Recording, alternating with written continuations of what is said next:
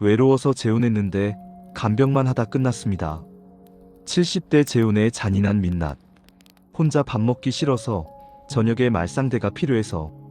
이런 간절한 마음으로 지금 재혼을 고민하고 계신가요? 반갑습니다. 당당한 인생 후반전입니다. 70대 인생의 황혼기에 다시 만난 사랑.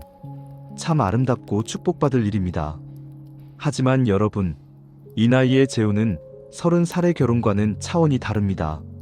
30의 결혼이 미래를 함께 건설하는 일이라면 70의 재혼은 내가 일궈온 평생의 결실을 지키는 일이어야 합니다. 그런데 많은 분이 설레는 마음 하나로 섣불리 예라고 답했다가 자식과 의절하고 평생 모은 재산을 잃거나 정작 본인 몸 하나 건사 못할 처지에 놓여 피눈물을 흘리기도 합니다. 외로움을 피하려다 더 깊은 절망의 늪으로 빠져버리는 것이죠.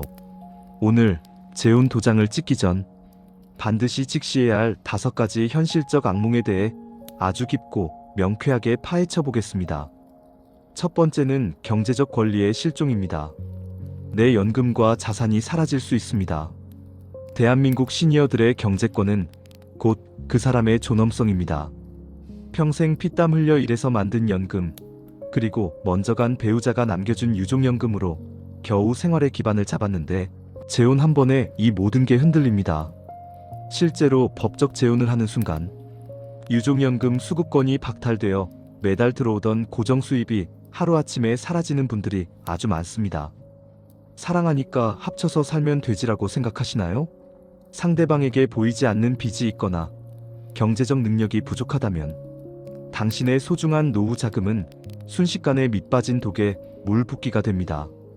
특히 자식들이 재혼을 결사 반대하는 이유도 단순한 심술이 아닙니다. 당신의 집, 당신의 예금이 재혼 배우자와 그 자식들에게 넘어갈 수 있다는 엄연한 법적 현실 때문입니다. 사랑은 뜨거운 감정이지만 재혼은 냉혹한 서류입니다. 서류가 얽히는 순간 당신의 경제적 자유는 더 이상 당신만의 것이 아니게 된다는 사실을 뼈저리게 기억하십시오. 두 번째는 독박 간병의 굴레입니다. 사랑인 줄 알았는데 봉사활동이 될 수 있습니다. 70대 재혼의 가장 잔인한 반전은 바로 건강입니다.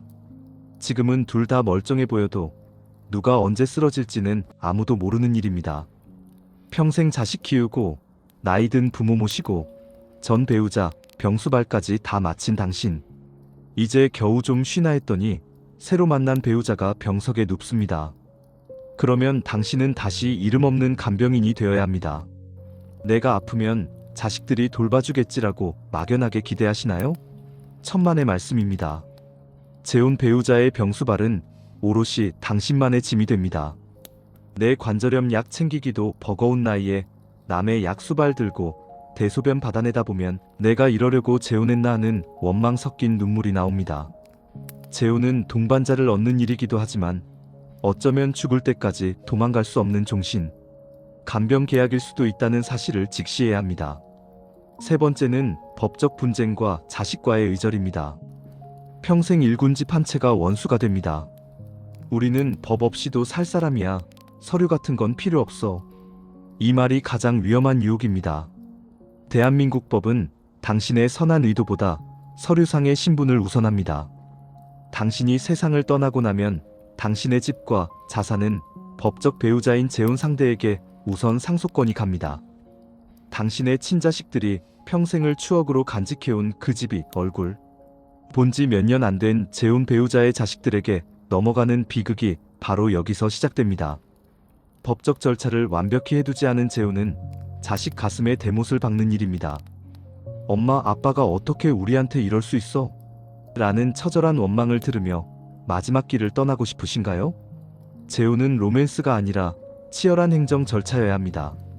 변호사를 만나고 상속 문제를 명확히 해두지 않을 거라면 그 도장은 절대 찍지 마십시오. 네 번째는 평생 지켜온 자유의 상실입니다. 내 차 한 잔의 평화가 사라집니다. 70년 넘게 살아오며 당신은 당신만의 생활 리듬을 만들었습니다. 몇 시에 일어나고 무엇을 먹고 집안 물건을 어디에 두는지 그 사소한 질서가 당신의 마음을 지켜주는 평화입니다. 그런데 타인이 들어오면 그 모든 질서가 순식간에 무너집니다. 상대방은 TV 소리를 크게 켜고 사사건건 내 방식에 반찬 투정을 하기도 하죠. 내 방식대로 살고 싶은 욕구와 상대를 맞춰줘야 한다는 의무감이 충돌할 때 노년의 스트레스는 젊을 때보다 훨씬 치명적입니다. 인생 후반전의 자유는 평생 피 땀 흘려 얻어낸 값진 전리품입니다. 그걸 굳이 누군가와 매일 협상하며 깎아먹을 가치가 있을까요? 굳이 한 집에 살며 서로의 사생활을 침범하지 않아도 충분히 사랑하고 교류할 수 있습니다. 법적으로 묶이지 않아도 좋은 동반자가 될 수 있는데 왜 굳이 가정이라는 감옥을 다시 스스로 만들려 하십니까? 5번째는 죽음의 방식에 대한 결정권입니다. 마지막 순간까지 누구에게 맡기겠습니까? 우리는 인생의 끝자락을 향해 갑니다. 내가 위독해졌을 때 연명 치료를 할 것인지, 평온한 죽음을 맞이할 것인지 결정하는 권한은 법적 배우자에게 우선적으로 주어집니다. 나를 수십 년간 지켜본 자식들과 이제 막 만난 재혼 배우자의 생각이 다르다면 어떻게 될까요? 당신의 임종 자리는 가족 간의 고성과 법적 다툼으로 얼룩질 수도 있습니다. 가장 존엄하게 마무리해야 할 순간이 재혼이라는 이름의 엉킨 실타래 때문에 비참해질 수 있다는 뜻입니다. 재혼을 결정하기 전에 나의 죽음과 사후 문제까지, 배우자와 자식들 사이에서 어떻게 정리될지 깊이 고민해야 합니다. 그저 당장의 외로움 때문에 인생의 마침표를 찍는 권한까지 타인에게 넘겨주는 실수를 범하지 마십시오. 결론을 내리자면 이렇습니다. 결혼이라는 틀 대신 동반자를 선택하십시오. 여러분, 오늘 이야기가 너무 차갑고 비관적으로 들리셨나요? 하지만 이것은 당신의 남은 인생을 가장 뜨겁고 당당하게 지키기 위한 제언입니다. 외로움은 재혼이라는 형식으로 해결되는 것이 아니라 당신 스스로를 사랑하고 자신의 삶을 단단하게 채울 때 치유됩니다. 누군가 곁에 있었으면 좋겠다면 결혼이라는 무거운 이름표 대신 좋은 친구, 혹은 따로 또 같이 하는 자유로운 관계를 선택해 보십시오. 서류로 묶이지 않아도 따뜻한 차 한 잔 나누고 함께 산책할 수 있는 인연은 얼마든지 있습니다. 당신의 평화를 담보로 불안한 로맨스를 사지 마십시오. 당신은 이미 충분히 고생하셨고 이제는 그 누구에게도 구속받지 않을 권리가 있습니다. 당신의 존엄과 재산, 그리고 건강을 지키는 것이야말로 진정으로 당당한 인생 후반전의 주인공이 되는 길입니다. 오늘 하루도 아무에게도 당신의 소중한 평화를 내어주지 않는 당당한 후반전이 되시길 바랍니다.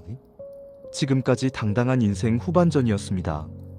영상이 당신의 마음의 단단한 기준이 되었다면 구독과 좋아요로 함께 해주십시오. 감사합니다.